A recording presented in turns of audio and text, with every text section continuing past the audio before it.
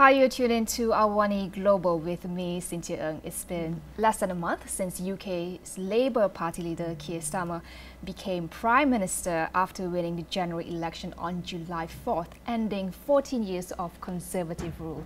So today we will be exploring what this means for UK's foreign policies and, more importantly, the long-standing Malaysian-UK bilateral relationship. It is an absolute pleasure for me to welcome the British High Commissioner to Malaysia, Ailsa Terry, to our show. Thank you so much for coming to our studio. Great to have you. I know it's your first time here since you took the post, I think it was last August. Yes. How has it been so far for you? Oh, well, first of all, thank you, Cynthia, for having me on your fantastic show. It's really exciting to be here at Astro. It's been a fantastic year in Malaysia. I've travelled around with my family, young children, and we've enjoyed all sorts of Malaysian food, including durian, which I like, my children less keen. And we've explored different parts of Malaysia. It's been a very interesting year, and now we have a new government. So. Right, it's been a very interesting year for the UK as well, so let's talk about that. I understand that you were in the UK on July 4th when the election happened. I was. What was the reaction? What was the mood on the ground when the new government was announced? I mean, I think there was lots of celebration. I think obviously from those who supported Labour, and many people obviously did, given the scale of the win for our current government. There was also surprise, I think, because the results were very interesting. Lots of seats for Labour. The most women MPs we've ever had, which is fantastic, particularly something I'm very happy about, but also quite a lot of support for Reform UK as well, the party with Nigel Farage, and Conservative Party losing a lot of votes, which, as you said in your introduction, after 14 years is a really big change for us. All right, now we'll talk about some of those changes and how it impacts foreign policies and all, but I think it's quite interesting to consider how the Prime Minister's Keir Starmer's priorities would definitely be very different from the previous government. So what can we expect in the immediate term from this new government? It's a really great question. I mean, he walked in, he took over leader of the opposition to Prime Minister in, 5 hours, I think. He went to see the King on 3 hours sleep. But he seemed very clear on his priorities already. And the number one priority is growth. Economic growth for the UK, get the UK economy growing, including through trade and investment with partners like Malaysia, which is fantastic. I think they want to be a lot more active when it comes to getting houses being built in the UK, trying to fix the NHS, and they've shown that they're really prepared to bring forward a lot of new laws and be very active in intervening, for example, nationalising the railways. That's quite a big change for the UK as well, bring them back under government control. We've also got a new sovereign wealth fund, which we've never had before. Malaysia actually has something, of course, like that already. Yeah. All right. Now, I want to stay on this topic just for one more question, because I think it was very interesting for us here looking at the UK elections, because if you look at Western Europe, we see that there is a big shift towards the hard right, but UK swung the other way and went back to centre-left with Labour. So how does the UK view these contrasting trends, and I think the implications of that have for UK and EU relations moving forward? Fantastic question. Again, I think, I mean, the current government, they have good links with parties across Europe, so I think those links are strong, like Sweden, for example, also new kind of parliamentary government in France, already quite left-wing as well. So I think definitely some strong links there, and the Prime Minister has said already he wants to totally reset our relationship with Europe and have a new pact on trade and on defence and security, which would be really positive. It is strange, having bucked the trend. I think the UK has this, as you say, centre-left government, and many countries don't. I think the Prime Minister were here, he would probably say it's all about making sure you are helping out the the family, what they feel, the cost of living, is their life getting easier, is it getting better? And I think he would say that that's why they won. But I think the hard work starts now of actually, delivering the change and dealing with some of the challenges that we face as the UK. All right. Now moving on to the impact it might have on your foreign policies, especially towards Malaysia. We have a long history, of course, with the UK. How will this new government or some of the policies might impact the relationship with Malaysia? Are we expecting significant policy shifts with the Labour government? I mean, big picture, first of all, I think kind of three things. This government has said that Europe is its top priority, like as you mentioned, rebuild that relationship and get the cooperation working more smoothly, which is good for business and indeed good for foreign investors too.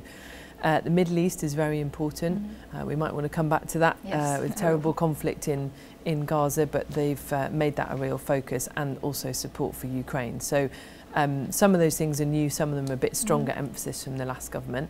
But they've also said that Indo-Pacific, Southeast Asia is really important to them, and they will continue the engagement here.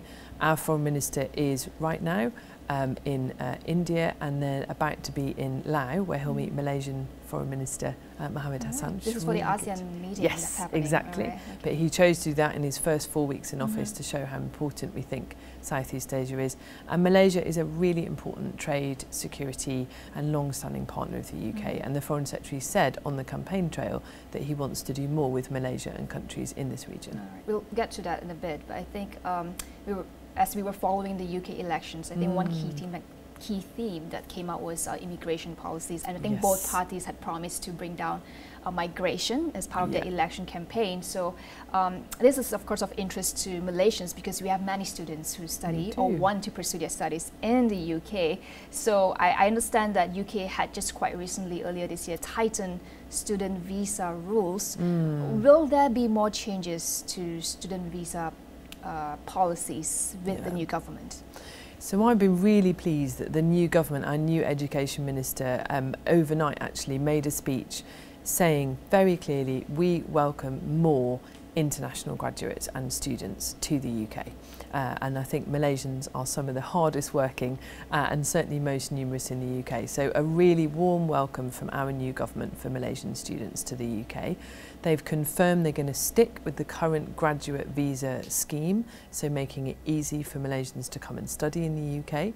I think the changes under the previous government were that dependents couldn't come, which has tended to affect Malaysian students less, actually. But I think the main message I would say to all of your audience is you are very welcome, and our new government has said that international graduates, students contribute so much to the UK, and we really welcome their presence. All right, so no big policy changes on that front? I don't think so. Our ministers are new, up to them what they do, but I think the clear signal is we want more international students in the UK. Are there specific kinds of students that the UK, or talent that UK is looking for? As you mentioned, that's this focus of rebuilding the economy and boost growth. Yeah, I mean, I think in a few key sectors we obviously want to welcome graduates in engineering, in biotech, in other new technologies, in sustainability, climate. But these are all things from our Chevening Scholarship programme. These are all subjects that Malaysians are always coming to the UK to study, and I think Malaysia and the UK have so much in common when it comes to that. My ambition here as High Commissioner is to make sure that UK stays the preferred destination for Malaysians. So that's my goal. All right, okay. So let's move on to trade. We've talked briefly. Trade between UK and Malaysia, I think currently it stands at about $3.8 billion. Talk to us about your plans. So while you're here, what are your goals or areas of trade that you would like to see a bit more activity that looks particularly exciting to you, maybe? Yeah, great question. I mean, you're absolutely right. Malaysia is the second biggest export market for the UK in ASEAN, which is brilliant. So Malaysia is very important to us.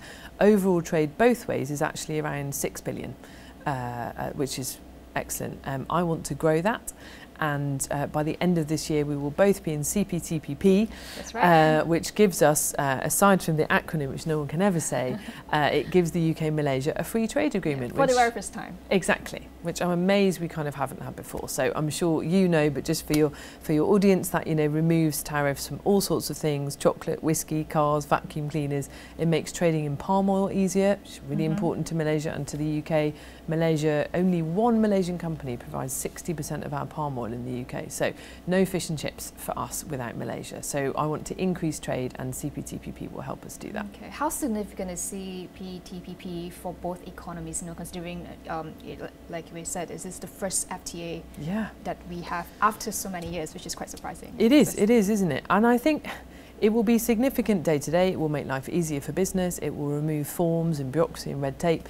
But more than that, I think, and it will remove the tariffs, but I think it will give confidence. That's what I'm hoping. It will give encouragement to both UK business and Malaysia business to do even more trade together. I think one of the problems or the challenge that we've had in the past when it comes to FTA, the cptpp or RCEP and all these agreements is that our own SMEs, our own businesses are not really taking advantage of the benefits of these trade agreements. And I do wonder, like, while you're here, how are you engaging with businesses, local businesses, you know, to ramp up that confidence and also to explore the benefits there in these agreements? Yeah, I discussed this with Minister Rafizi recently. It's something I know he's very focused on, how to get Malaysian SMEs to kind of go global, and in the UK we want the same. We're trying to do practical projects. So one example is we run a project with palm oil smallholders to help them export internationally. We do that with the Dutch government and the Malaysian government. So just try and provide practical help. We're trying to get our SMEs to be more confident, giving them, you know, support schemes and export credits and so on. And very keen to do the same here in Malaysia. So I welcome any ideas as to how we can get that happening. But I think if we can, you know, cut bureaucracy, cut the red tape, and also give that confidence, hopefully that will create an environment that's more encouraging. All right. So are there any plans to deepen this bilateral relationship beyond trade? Are there specific areas that you are looking at particularly? Definitely. I think three, probably first is science and technology. Okay. Strangely enough, the UK and Malaysia, we have so much in common. Semiconductors, for example, we have a lot of research and development. Malaysia has been making semiconductors far longer than the UK, since the 70s, so it's a natural partnership. So that's just one example. I want a whole new science and technology partnership between the UK and Malaysia. We've got so much to teach each other. I think second is climate and nature. Obviously Malaysia, incredible biodiversity, a fifth of the world's species. I can never quite believe that's true here in Malaysia. And climate is one of the key priorities for our new government in clean energy. You've already got hydrogen, hydropower, all sorts here in Malaysia, and we're obviously building all of those things well through wind power and others. So natural partnership there. I want to take that to the next level, and we should have more resources coming to support that.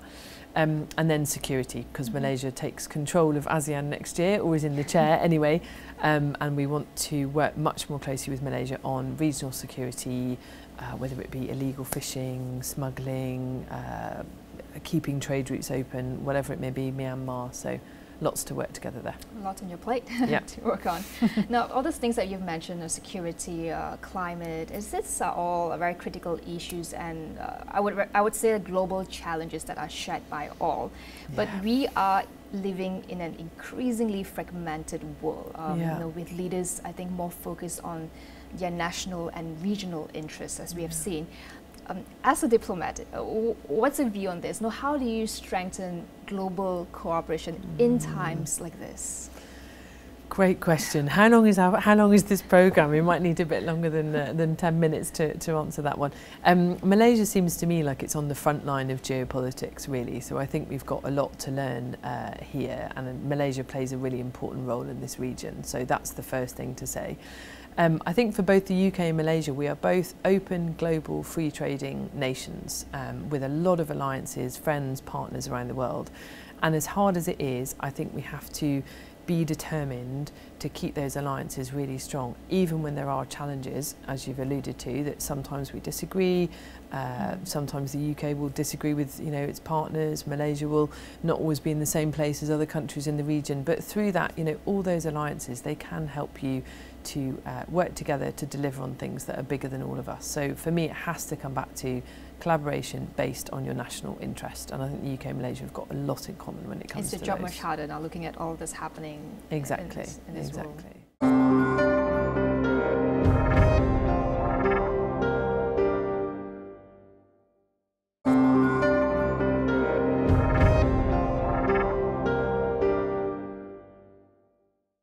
Now, another key point that Malaysia has been taking on is to play, you know, a more assertive, a bigger role on the world stage when it comes to international-based systems. So we are seeing a balance of powers of shifting towards a more multipolar world. We've seen the global south calling for a more representative or equitable say in the international system. I do wonder, your thoughts about them, and how does the UK plan to engage with countries in Global South, I think Malaysia included, and to address their demands for greater equity and also representation in the global stage? I think this is long overdue, and our Foreign Minister has said as much already, that he wants faster and deeper reform of all of these international systems, because how can we talk about the international rules-based system if it doesn't work for everybody? And I think the UK is very willing to look at radical reform of like the UN Security Council, where actually I think the UK and Malaysia position are quite similar. More representation from the Global South is what we both want.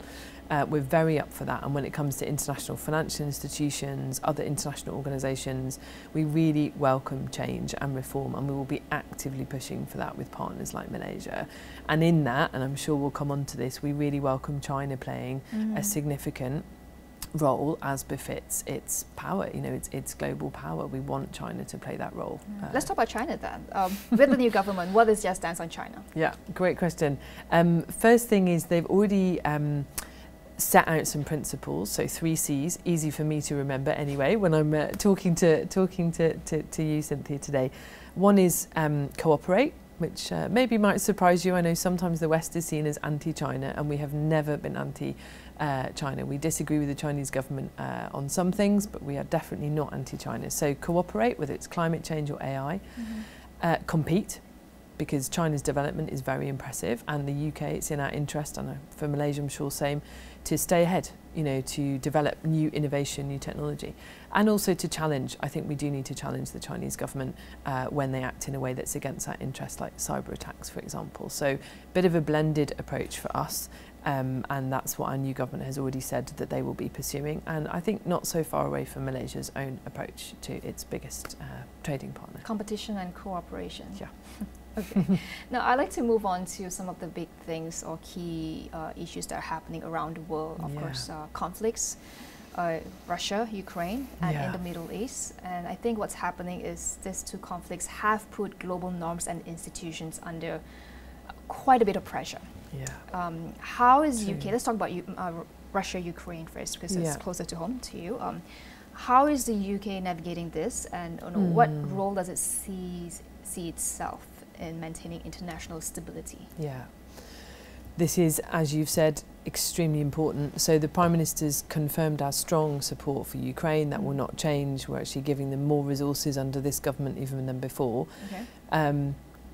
Ukraine was illegally invaded by Russia, and we feel that sovereignty, territorial integrity is important for all of us anywhere in the world, and the Ukrainian people really are suffering.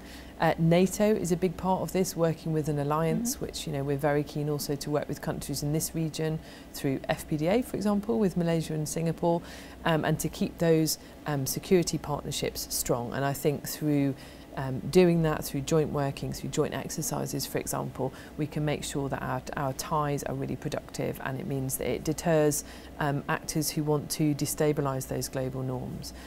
So Ukraine is the challenge of our time, really.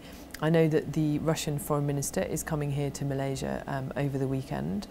I note that he's coming here just after Russia attacked Children's Cancer Hospital in Ukraine, and I hope that is raised with him when he's here.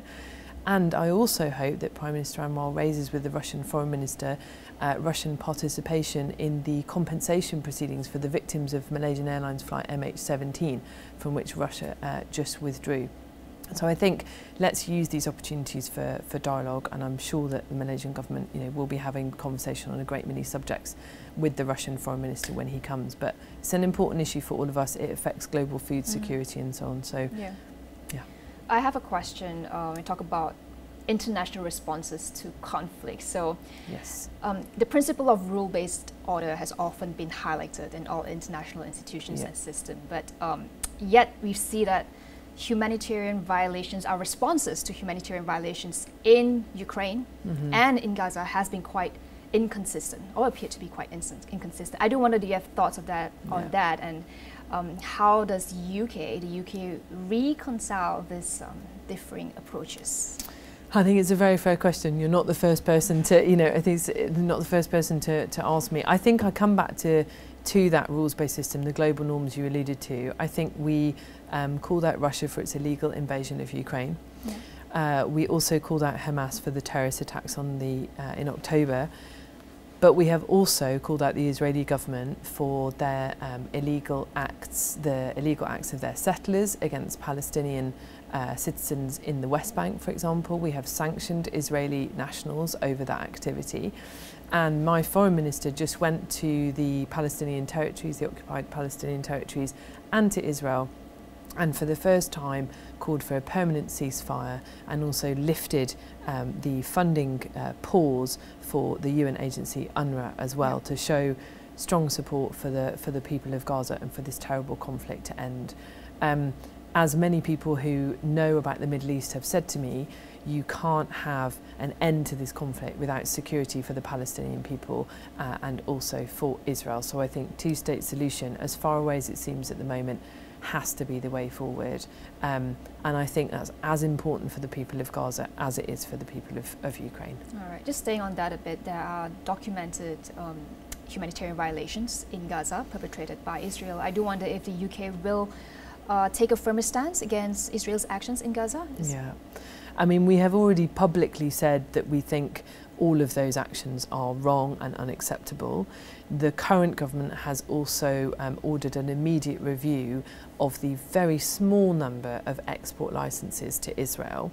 I think our licences to Israel are something like 0.04% of their total military capability, so it's very, very small, but the government's ordered a review of that.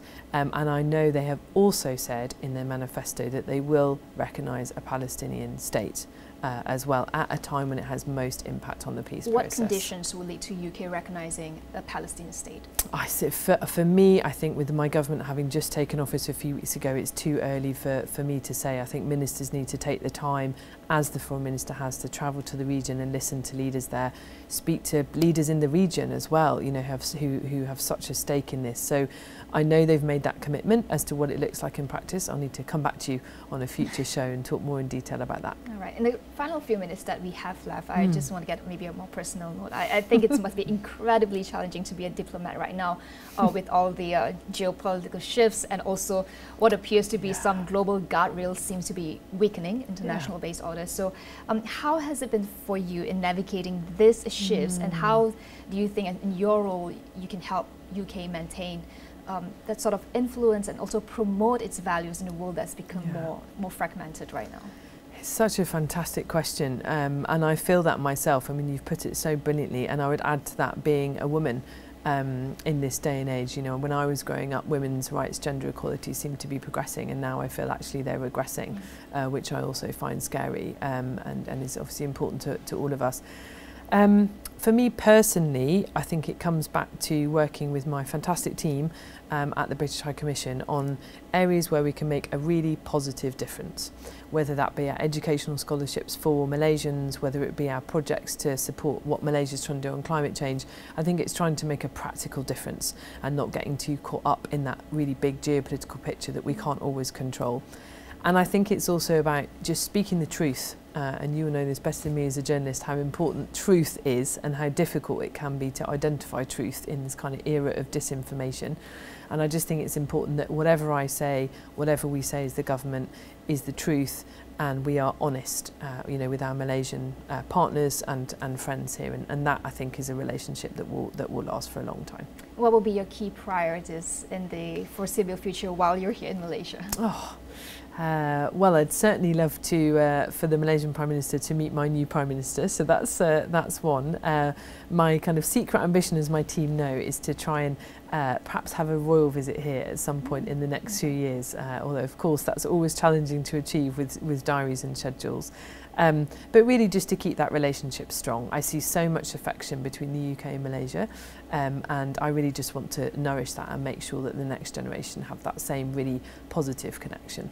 All right. Well, thank you so much, Your Excellency, for coming on this show and just to chat with us about your plans and also to talk to us about the foreign policies of the new government. Thank you so much. It's been a pleasure to have you on the show. No, pleasure's all mine. Great questions. Thank you so much. Lovely to meet you.